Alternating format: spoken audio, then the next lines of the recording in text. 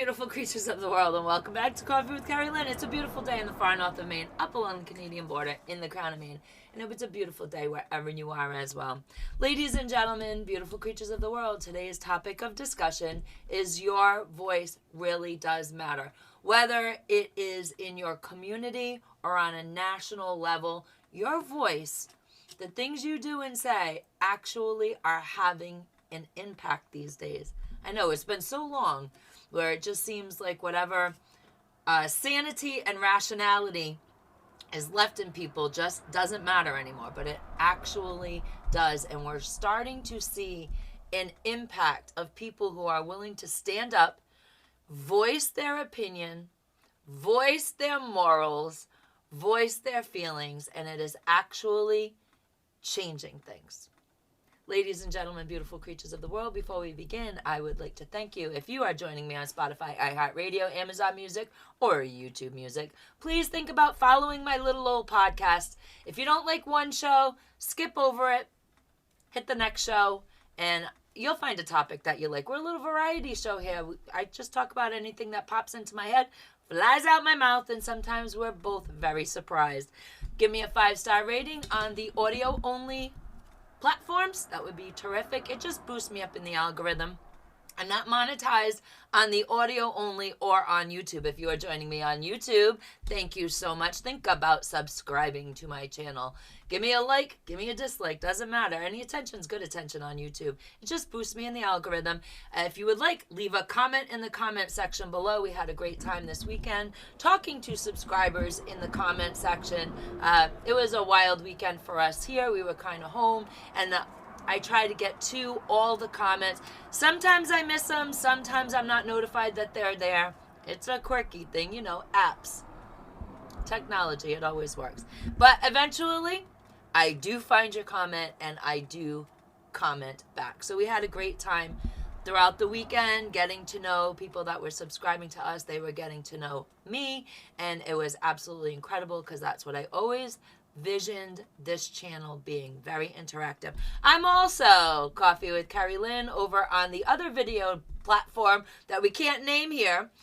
Crumble, rhymes with crumble. So if you're over there, go see me at Coffee with Kerri-Lynn. That's Coffee with Kerrilynnn, no hyphen on Crumble. I am monetized. I am also Coffee with Kerri-Lynn on Facebook and on Instagram, and I'm Coffee with Kerri on X. So give me a follow. If you are a content creator and you follow me on the video platforms, I will give you a follow back. It's just something that I think that content creators, small content creators, need to do for each other. I think it builds a bigger and better community. All I ask is that you do not try to poach my audience for yourself. Don't do your ads in my comment section because, you know, I'll have to take the comment, I'll have to delete it, and then I'll have to delete you. And I don't do that in your comment section, so please do not do that in mine. Get your own audience. You don't need to poach anybody's audience. Get your own stuff. Ladies and gentlemen, beautiful creatures of the world, let's get into today's topic. Your voice does matter. Let me tell you a story that happened in our local community last week. So we were all informed, by we, I mean on the Facebook group, the citizens group that has now been put on pause. There's stuff going on, ladies and gentlemen. I don't know. People are too cranky in the comment section. So our citizens group was put on pause. Great. I'm not Coffee with Kerri-Lynn over there. I go by my real stuff over there. So you won't find me in those sections, and I generally don't make comments over there, but I do read them. Ladies and gentlemen, beautiful creatures of the world, our high school, the high school my children graduated from many moons ago, was going to be the first high school in the state of Maine to start taking attendance by the children's fingerprints. And if that went well, they were going to push it down into the lower grades. Well, parents got emails and parents got forms sent home, and parents were not happy. There were some people on the Facebook community page. Their argument was, well, you know, you do all your stuff on your phone. A lot of times you are using your biometrics to open your phone. You're doing it to do your banking.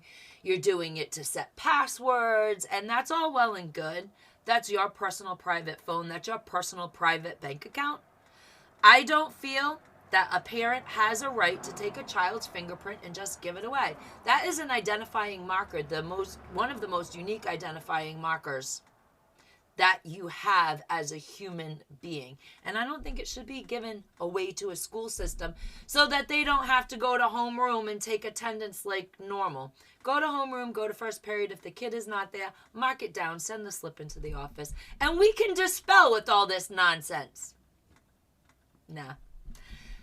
So the fight began between the parents that didn't want it and the few moonbats, the few little whack jobs around here that actually were trying to push this.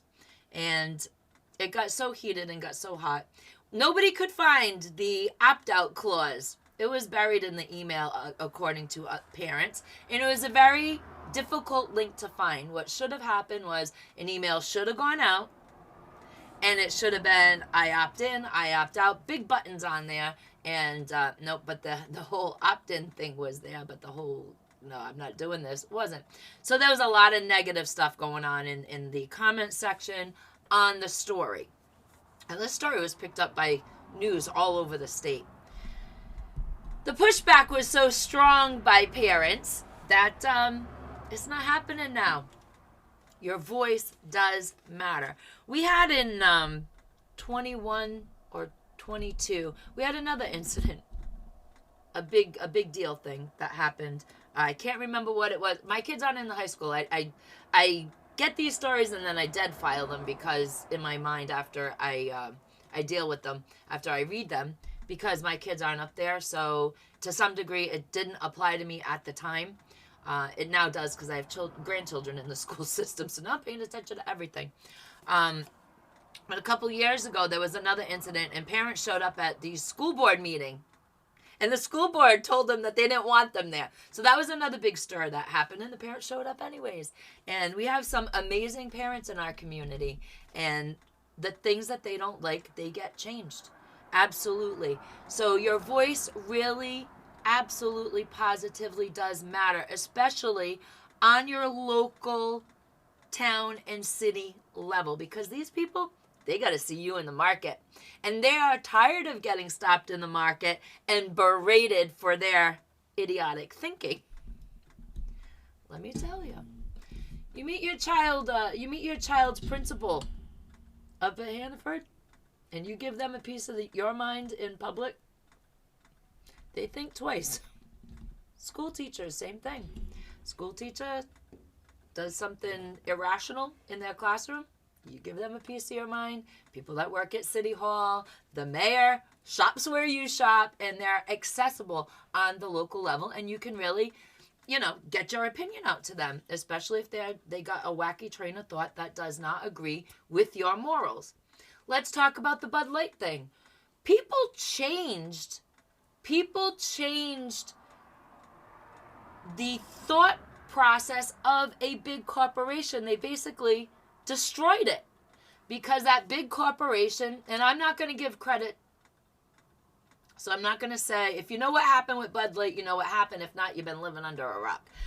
But I'm not going to give that person that did that little ad business for them any credit, because I think that person is actually disreputable and not authentic and not genuine. So when Bud Light did that and used that particular person to push their products to teenagers, because that is the social media realm where that person is the young people, teenagers, 16, 17, 18, 19-year-olds. That's where that person influences.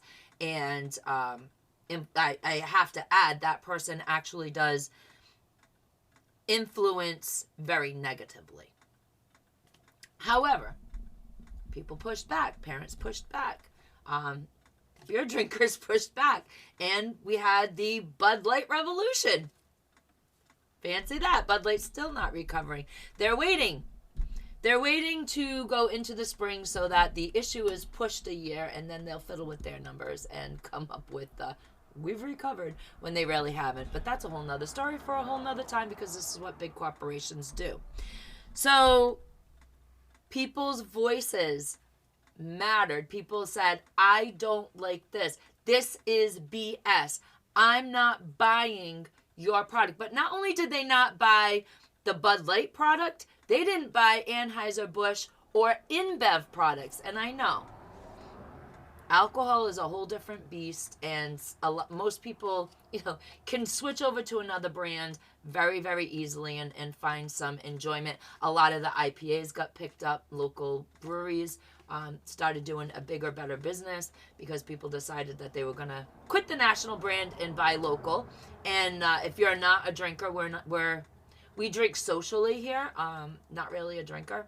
And those boycotts are easy to give up. But when you have to boycott big corporations like Kraft, Unilever, they own everything under the sun. You're giving up every single thing. So most times boycotts don't work. But the voices of the people with the Bud Light shenanigans, you were heard. You were actually heard. And you hurt a corporation for just about a year. It's been almost a year.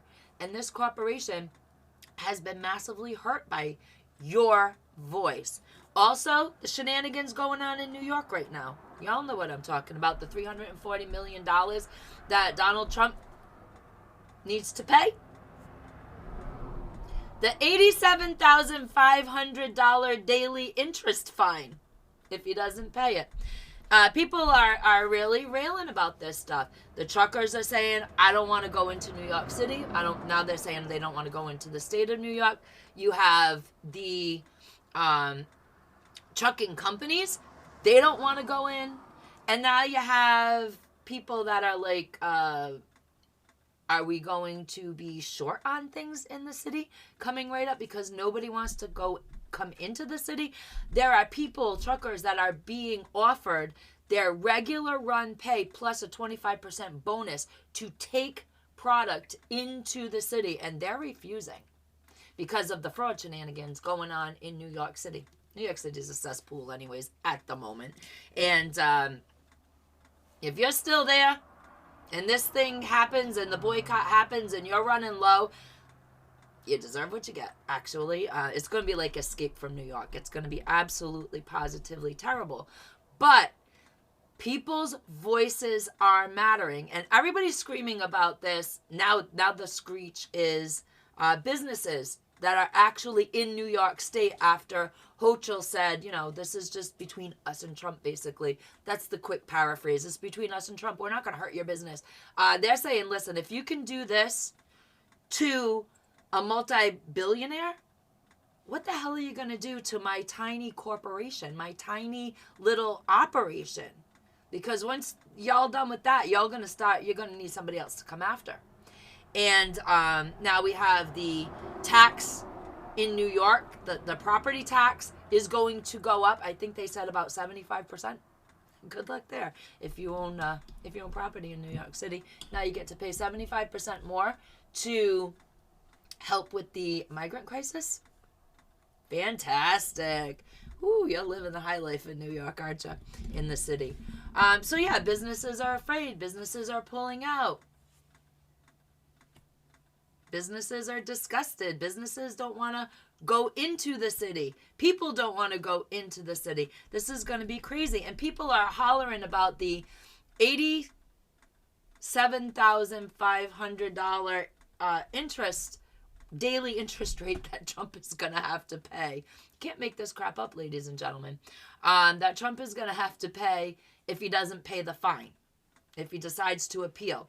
Now, the holler there is, oh my God, this is so unfair. However, there is a law on the books in New York that does say that if you lose a court case and you owe financially, that if you decide to appeal and you do not pay the fine and then appeal, you have to have a daily interest rate.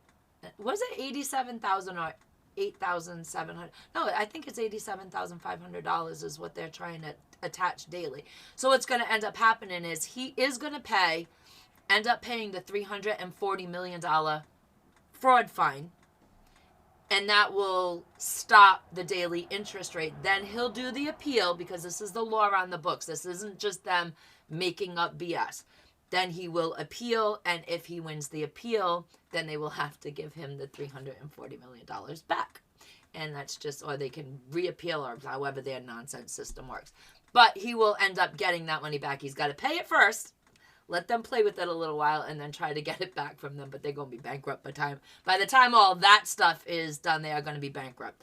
But these are just a few instances, ladies and gentlemen, beautiful creatures of the world, on how your voice matters, how your opinion matters, how your moral structure actually matters as society disintegrates around you, as people don't lose their mind, as people are completely and totally angry and do really weird, wild stuff. Your opinion, your thought process, your voice can be the voice of sanity in an insane world. And those are just 3 examples of how a regular human being's voice really does matter, and how you can really change things from your local level, like our amazing CHS high school parents did, to right up to the national level, the Bud Light thing, and now let's see where this thing in New York City goes. Ladies and gentlemen, beautiful creatures of the world, thank you for joining me today. Carpe diem, because no one promised you a tomorrow.